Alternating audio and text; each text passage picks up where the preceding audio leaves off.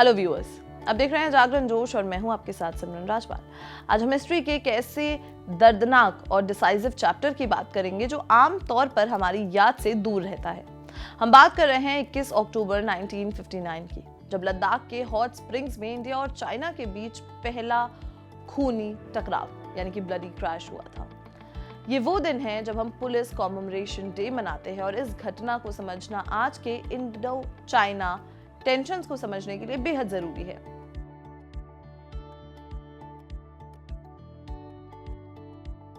Nineteen 1950s की शुरुआत में हमारी और चाइना की दोस्ती बहुत गहरी थी। हम तो हिंदी चीनी भाई भाई का नारा भी लगाते थे।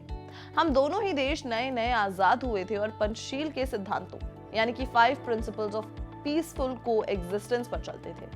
हमारा विजन था कि एशिया के 2 सबसे बड़े देश शांति से रहेंगे, लेकिन इस दोस्ती के पर्दे के पीछे बॉर्डर पर तनाव बढ़ रहा था।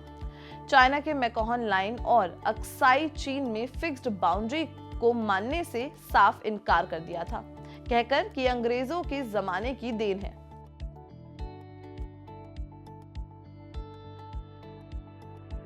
इस पूरे डिस्प्यूट का मूल कारण यानी कि रूट कॉज था अक्साई चीन का बहुत मुश्किल जियोग्राफिकल इलाका।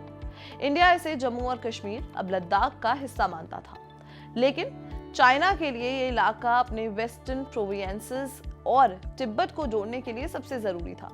1957 में चाइना ने चुपके से बिना इंडिया को बताए इस इलाके से एक मिलिट्री रूट बना दी। जब इंडिया को इसकी खबर आई तो साफ हो गया कि दोस्ती सिर्फ दिखावा थी और मामला सिर्फ बातों से नहीं सुलझने वाला था।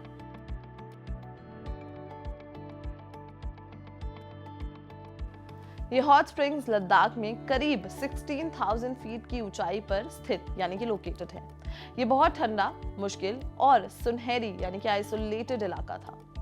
यहाँ की निगरानी की जिम्मेदारी CRPF यानी कि सेंट्रल रिजर्व पुलिस फोर्स और ITBF के जवानों पर थी।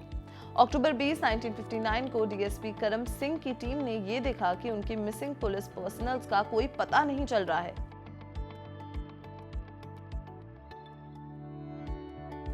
अगले दिन 21 अक्टूबर को DSP करम सिंह के नेतृत्व में यानी कि लीडरशिप में करीब 20 जवानों की एक टीम तलाश में आगे बढ़ी। जब ये पार्टी हॉट स्प्रिंग से 60-70 माइल्स आगे बढ़ी तो चाइनीज आर्मी पर्सनल्स ने चोटी पर छिपकर आंख बंद कर फायरिंग की और ग्रेनेड से हमला कर दिया।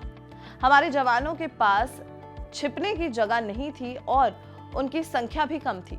यह हमला पूरी तरीके से घाट लगाकर यानी कि एम्बुश किया गया।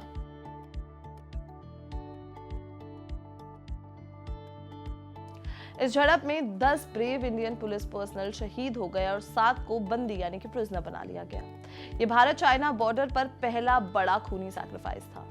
चीनी सेना ने शहीद हुए जवानों का शव यानी कि बॉडीज भी तुरंत नहीं लौटाए। उनका शव 23 दिन बाद यानी कि नवंबर 13, 1959 को इंडिया को लौटाए गए और उन्हें पूरे पुलिस सम्मान के साथ अंतिम संस्कार दिया गया। इस बलिदान को देश कभी भी नहीं भूल सकता।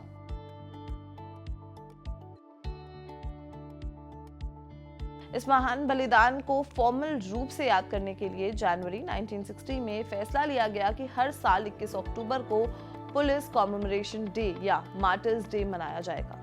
ये दिन सिर्फ 10 जवानों को ही नहीं बल्कि आजादी के बाद से देश के रक्षा और कानून व्यवस्था बनाए रखने में शहीद हुए हजारों पुलिस कर्मियों को सम्मान देने का एक दिन है।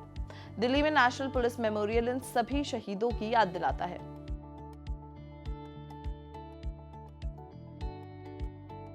हॉट स्प्रिंग्स इंसिडेंट ने डिप्लोमेसी के सारे रास्ते बंद कर दिए। इस घटना से नेहरू सरकार को ये मुश्किल सच समझ में आया कि चाइना सिर्फ शांति की बात नहीं कर रहा है, वो जमीन पर कब्जा करने के लिए फोर्स का इस्तेमाल कर रहा है। इस इंसिडेंट ने 1962 के इंडो चाइना वॉर के लिए पॉलिटिकल और मिलिट्री टेंशन को बहुत ज्यादा बढ़ा दिया।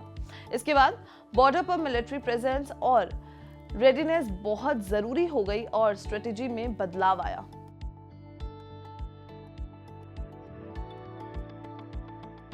हॉट स्प्रिंग्स की कहानी हमें ये सीख देती है कि चाइना की स्ट्रैटेजी हमेशा से ही एक जैसी रही है, धोखा और सरप्राइज अटैक।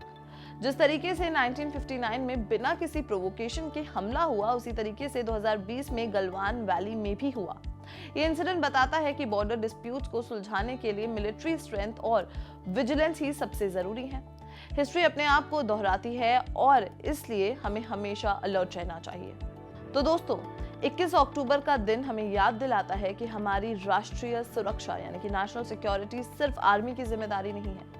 हमारी पुलिस और पैरामिलिट्री फोर्सेस भी बॉर्डर की सबसे कठिन परिस्थितियों यानी कि टफेस्ट कंडीशंस में खड़े होकर देश की रक्षा करते हैं। हॉट स्प्रिंग्स इंसिडेंट पुलिस के बलिदान की सबसे बड़ी मिसाल है। अब आखिरी सवाल, 1959 के सैक्रिफाइस से हमें ये सबक मिलता है कि हमारे इंटरनल सिक्योरिटी फोर्सेस की सीमाओं पर मौजूदगी आज भी बॉर्डर डिफेंस स्ट्रैटेजी के लिए जरूरी क्यों है और उन्हें कैसा सम्मान मिलना चाहिए। हमें कमेंट सेक्शन में जरूर बताएं और अगर ये वीडियो पसंद आई हो तो इसे लाइक और शेयर करना बिल्कुल भी ना भूलें और देखते रहें जागरण जोश। मिलते हैं अगले वीडियो में। नमस्कार।